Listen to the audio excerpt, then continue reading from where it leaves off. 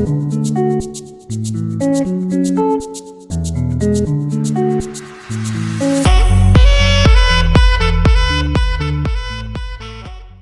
Olivier, Bonjour, merci d'avoir accepté ma proposition d'interview. c'est moi qui vous remercie, Steven. Bon bah écoutez, vous avez un sacré parcours, j'ai vu, c'est atypique. Donc justement, est-ce que vous pouvez vous présenter pour nos internautes? Ah, moi, je suis, comment qui dirais-je, de la vieille école. L'école, jadis, de ceux qui connaissent les chaînes d'information continue à l'époque des ITélé, pour ne citer que cela.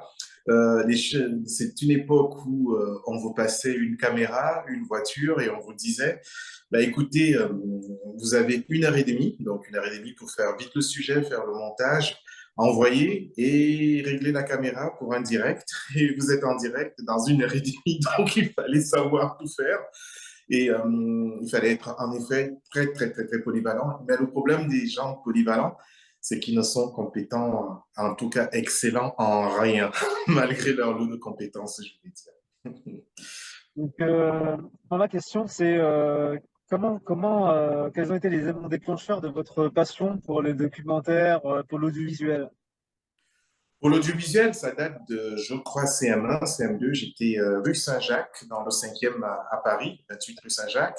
D'ailleurs, je fais coucou à ceux qui peut-être sont aussi passés par là-bas. En fait, il y avait un reportage, c'est une équipe d'Antenne 2 à l'époque qui était venue chez nous parce qu'on avait reçu comment dirais-je, des microscopes et on testait, ils sont venus nous filmer et j'avais aimé l'environnement, l'ambiance, je voulais savoir comment ça se passait, mais ils m'avaient passé plutôt les contacts de Karen Cheryl qui animait Vitamine.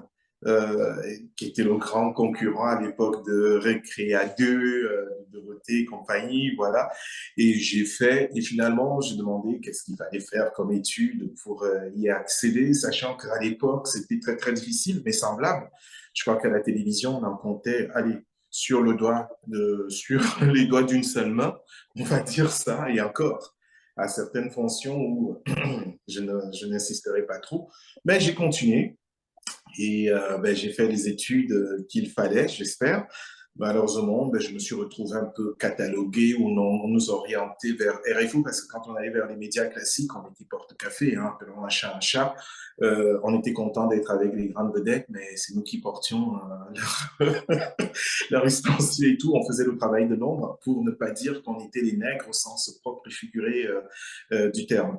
Donc, pour faire de l'antenne et pouvoir vivre, il fallait aller vers les médias qui s'adressaient à nos semblables. Et à l'époque, le plus grand média, en tout cas ici, c'était RFO. Voilà. D'ailleurs, je passe le bonjour aux illustres anciens qui sont passés par cette maison. Et je remercie pour leur confiance d'ailleurs. Vous pouvez nous parler de Box Africa, comment ça s'est créé, c'est quoi la ligne éditoriale et comment vous financez le média? Alors, il y a certaines choses qu'il faut vite corriger parce que moi, j'y suis pour rien dans la création de Vox Africa. Il faut remercier une dame qu'on appelle Rolande Camognès, c'est elle la fondatrice de la chaîne. Elle m'a fait l'honneur de sa confiance en 2008. C'est là où elle m'avait contacté. Donc, ils m'ont fait l'honneur de m'appeler suite à un documentaire qu'ils avaient vu qui s'appelle Les filières africaines de la prostitution. Au passage, je fais la pub, hein. Il est toujours disponible. Et donc, ils m'ont proposé de commencer des collaborations avec eux. Et ben, j'ai attrapé la passion parce que d'abord, on m'a fait confiance réellement. Nonobstant les luttes internes, parfois, ben, ça arrive dans chaque entreprise. J'ai eu les coudées franches pour pouvoir ben, réaliser ma passion. Et puis, j'aimais bien cette ligne éditoriale qui mettait en avant ben, la dignité africaine. Donc, là où d'autres chaînes vont peut-être parler que des mots, MAUX, eux, ils nous demandaient de mettre des mots pour valoriser. C'était non pas du soft power classique, banal, mais c'est-à-dire ben, rappeler que ben, l'Afrique, ce n'est pas simplement ce qu'on voit dans les clichés du côté des grands médias. Et puis, ben, nous qui sommes ici de la diversité, ben, pour certains, c'est des Français, c'est des Italiens, c'est des Espagnols, des Allemands et compagnie, mais à la couleur ben, mate, on est comme tout le monde. Donc, il ne faut pas forcément se dire que parce qu'on est un Français originaire d'une région. Remarque, hein, pour la France, il y a aussi les Antilles, hein, les Caraïbéens ont aussi la même couleur que moi, mais on les trouve. Ils ne sont pas forcément que catalogués dans une catégorie socio-professionnelle, si je peux dire ça ainsi, mais on trouve dans tous les domaines. Et bien, c'est ça que nous, on voulait défendre. Et aujourd'hui, c'est ce que fait, par exemple, Vox Africa en ayant des rédactions dans plusieurs lieux, pour ne citer que la Côte d'Ivoire, avec un excellent travail qu'effectue d'ailleurs Roland de Camoyer, notamment avec The Voice Afrique francophone et The Voice Kid, là-bas sur place. Au Cameroun, avec Jules Domcheux et ses équipes, d'ailleurs c'est lui qui est le directeur exécutif de la chaîne Vox Africa, ben, il y a le magnifique travail aussi à Londres. Enfin bon, je ne veux pas citer tous les bureaux, mais chaque bureau essaye d'apporter ben, en connaissance de sa géographie ben, ses compétences. Nous, c'est la diaspora essentiellement, et c'est déjà beaucoup. Ouais, ouais. Voilà. Olivier, je pose souvent la question à mes invités. Pour vous, c'est quoi la définition d'un média et son rôle? La définition d'un média et son rôle, ben, déjà, ça dépend. Un média, c'est juste un tuyau véhiculaire, on peut dire ça ainsi. Ça peut être un support audio pour la radio, comme on connaît. Ça peut être un support papier. Alors là, la presse écrite, les magazines, les dépêches, etc. Comme ça peut être la télévision. Et en fait, la chance aujourd'hui aussi avec les réseaux sociaux, c'est qu'on regroupe tout cela en version 2.0 numérique, hein, 0 et 1, et on peut toucher tout le monde. Et en plus, avec très peu de matériel, on peut faire ce qu'à l'époque, il n'y a même pas encore 10 ans, il fallait avoir une structure vraiment grande. Donc maintenant, ben, un média, ça peut être un vecteur aussi humain, parce que dans certaines contrées, c'est des griots qui apportaient l'information. Aujourd'hui, il y a une nouvelle génération qui utilise ben, justement ce que je viens de préciter, mais qui sont des griots, on les appelle des influenceurs. Ben, il faut faire très attention parce que derrière, ça dépend de qui apporte l'information, ça dépend du point de vue et ça dépend aussi du message caché derrière. Ne nous voilons pas la face. Ce qu'on appelle ligne éditoriale, ben, une ligne éditoriale, c'est ni plus ou moins une orientation choisie par un groupe de presse, un média, un individu, etc., etc. Donc là, pour nous, ben, on a fait des études. Et dans ces études, on sait décoder, enfin plus ou moins, hein, ça dépend des compétences des uns et des autres, et on sait aussi apporter une information, transmettre. Donc cette information, il faut faire très attention parce que c'est un immense pouvoir. Je veux citer ce qui s'est passé au Rwanda il y a quelque temps avec Radio Colline, qui a incité malheureusement certaines personnes à commettre des actes ben, qui sont poursuivis par la justice aujourd'hui. Hein, ça conduit à accélérer le génocide. Je peux citer ce qui se passe aujourd'hui. Il y a quelque part de la désinformation des deux parts. Je parle de la guerre en Ukraine, qu'on soit du côté russe, quand je dis côté russe, pas seulement russe, hein, mais avec tous les affiliés, ou qu'on soit du côté ukrainien. Donc, il y a la désinformation, c'est stratégique, c'est devenu une arme. Et d'ailleurs, ce n'est pas pour rien qu'on appelle les médias le quatrième pouvoir. Voilà. Très bien. Olivier, quels sont vos meilleurs souvenirs au cours de votre carrière? Est-ce que vous avez une anecdote qui vous a marqué, touché? Une anecdote, mais forcément, en 25 ans, j'ai quand même beaucoup d'anecdotes.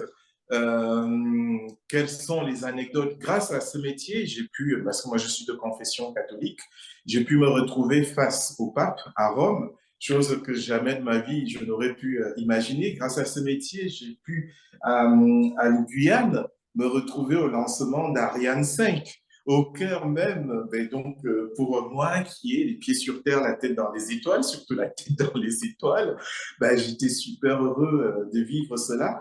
Grâce à ce métier, j'ai pu vivre au cœur même le cinquantenaire, par exemple, de mon pays d'origine, au Cameroun, le cinquantenaire de l'indépendance, même si j'ai eu quelques petits soucis avec les autorités sur place, parce que ben, moi, j'ai l'audace d'aller poser des questions au chef d'État. On n'a pas vraiment souvent l'habitude avec ce style sur place du fait du respect. Non pas qu'on soit irrespectueux, mais c'est qu'ici, on accoste un peu plus facilement le chef d'État et on l'aborde et on fait du rentre-dedans, quoi.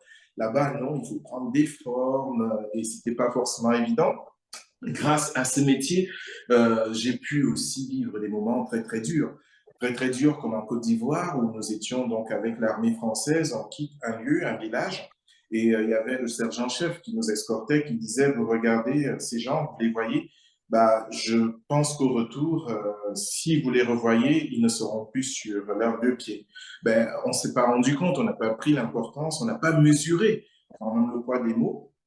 Et on est allé ben, là où on devait aller. Je ne veux pas donner beaucoup d'indications parce que, ben, voilà, pour des raisons évidentes. Mais quand on revenait, ben, on avait trouvé le massacre. Et ça nous avait gênés parce que l'armée est au courant qu'il y avait ce qu'on considérait à l'époque comme rebelles cachés et qu'après notre départ, ils allaient venir se venger. Mais l'armée n'a rien fait. Pourquoi? Ben, parce qu'ils avaient d'autres instructions.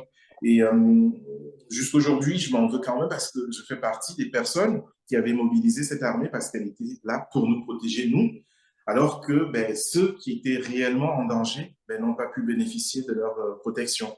Bon, ce n'est pas une anecdote drôle, c'est quelque chose qui, jusqu'à aujourd'hui, me marque émotionnellement parlant.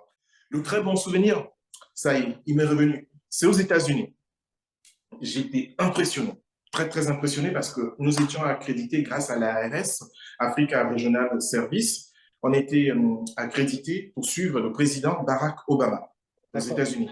Et ce qui est très, très fort avec les Américains, c'est que quand on vous donne le feu vert, vous avez le feu vert de tout filmer. Et quand on dit stop, ne vous amusez même pas à prendre une image supplémentaire. Hein. On vous sort de la délégation tout de suite.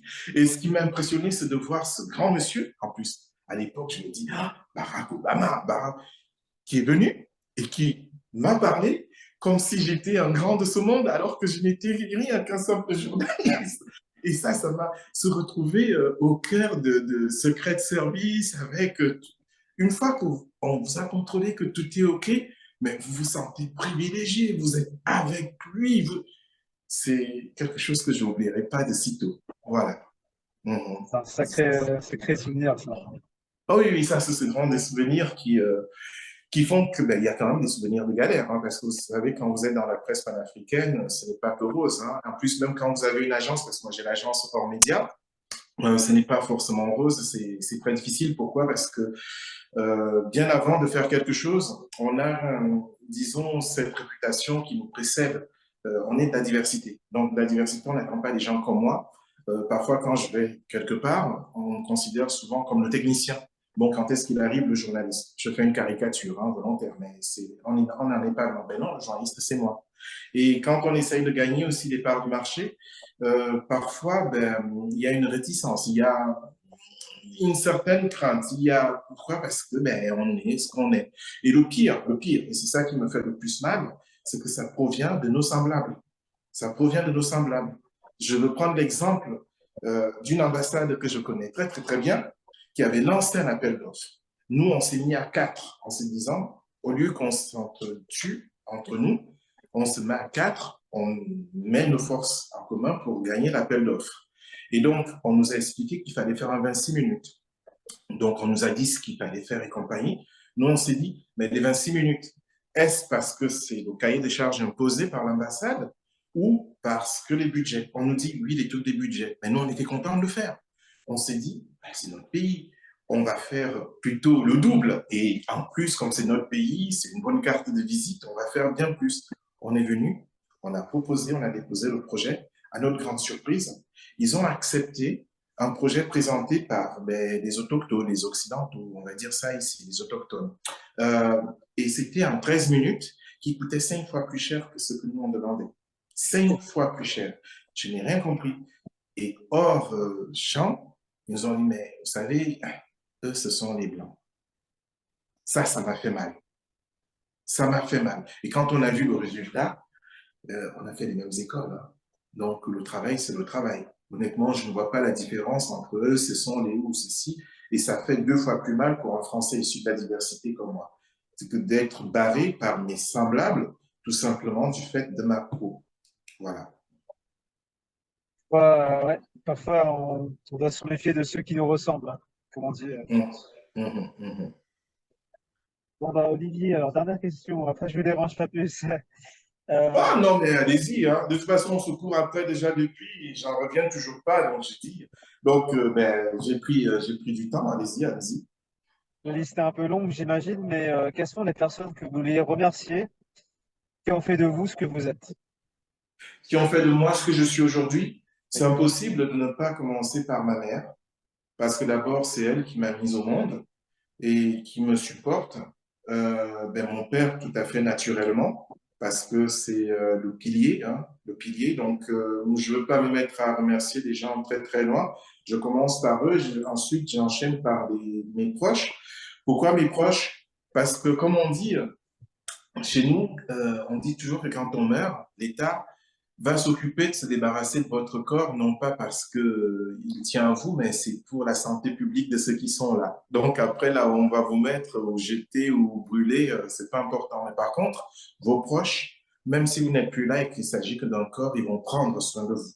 Donc c'est très, très, très, très important de respecter les proches. J'en profite ici d'ailleurs hein, pour les embrasser, mes frères, mes sœurs, leur présenter les excuses si j'ai fait mal et leur dire ce que j'ai fait bien, que je voudrais continuer encore 2 fois plus parce que je les aime. Maintenant, il y a l'entourage des gens qui nous côtoient, qui nous connaissent, ces gens-là qui ne vont pas nous caresser dans le sens du poil parce qu'ils ont besoin d'un service, qui sauront nous dire, yeux dans les yeux, là, Olivier, tu déconnes. Ou bien, quand ce serait bien qu'ils vont dire, Olivier, c'était bien, on sait que c'est sans exagération aucune, dans un sens ou dans l'autre. Ces gens-là, je n'ai pas besoin de citer leur nom, qui sont dans mon entourage et ils le savent très, très bien. Maintenant, professionnellement, il y a des hauts et des bas. Hein. C'est difficile de remercier professionnellement des gens parce que j'ai la chance d'exercer déjà depuis 25 ans, même si c'est en dents de scie. J'ai été au début dans des grandes rédactions hein, en tant que permanent. Je peux citer Jeune Afrique, Le Pigiste, Le Point. J'étais dans des radios, j'ai dit RFO tout à l'heure. Je peux parler aussi de la télé, j'ai les M6, les canals. Après, ben, je me suis retrouvé dans des médias qu'on appelle ici communautaires. Bon, communautaire, je sais pas pourquoi c'est communautaire, spécialisé, je veux bien, mais communautaire, voilà, bon, si ça les amuse. J'ai toujours eu des gens bienveillants d'un côté comme d'autres qui mettaient les pots de banane. Mais non, moi-même, j'en ai sans doute aussi été des deux bords. Donc, je ne peux pas me permettre de les accuser. Toute expérience est un enseignement dans la vie. C'est comme ça que je le prends. Sur le coup, ça peut faire du bien comme ça peut faire du mal. Mais quand l'eau a coulé sous le pont, il faut tirer le son de ça. Donc, je dis à toutes ces personnes-là, merci. Si elles m'ont fait du mal, grâce à cela, ça a pu me fortifier. Et s'ils m'ont fait du bien, grâce à cela, ça a pu me permettre d'avancer. En tout cas, merci Olivier, c'est un beau message, en tout cas, trop d'humilité et je pense que faut prendre les choses avec, avec du recul et de manière sereine. C'est ce que j'essaie. Bravo aussi à vous, hein, parce que vous avez lancé un concept qui est très, très intéressant. Ça permet de voir l'envers du décor des personnes qu'on n'a peut-être pas souvent l'habitude de voir sous cette forme-là. Et ça encourage parce que ça sert de modèle et d'exemple pour d'autres. Voilà. Merci beaucoup Olivier. Alors, où est-ce qu'on peut vous retrouver sur les réseaux sociaux? Ah, il faut que je laisse un mail sur les réseaux sociaux. Je vais laisser un mail qui est un peu plus connu, c'est un mail professionnel du côté de Vox Africa, qui est france@voxafrica.com. France@voxafrica.com. Je veux profiter aussi, hein, si vous me permettez, de faire une petite publicité pour nous-mêmes, Oui, euh, parce que nous ne sommes pas les médias qui bénéficions de l'aide à la presse, malheureusement pour nous. On a un pied en Afrique, un pied ici, et comme ça les arrange, à chaque fois, si on demande en Afrique, on nous fait comprendre que, ben oui, vous êtes européens. Et si on demande en Europe, on dit oui, mais vous travaillez pour les Africains. Et on se retrouve aussi en bisbille avec les histoires des médiamétries, parce que médiamétrie, s'ils se contentent du territoire français, c'est parfait pour les médias franco-français ici, mais nous qui diffusons dans plusieurs régions, ben, on ne peut pas Et on n'y tient pas compte de nos auditeurs là-bas, ou téléspectateurs, ou lecteurs. Donc, on a ces problèmes-là. Pourquoi je dis ça? C'est qu'on a besoin de soutien. On a besoin de soutien, un soutien qui va permettre la pluralité de l'information, de l'offre.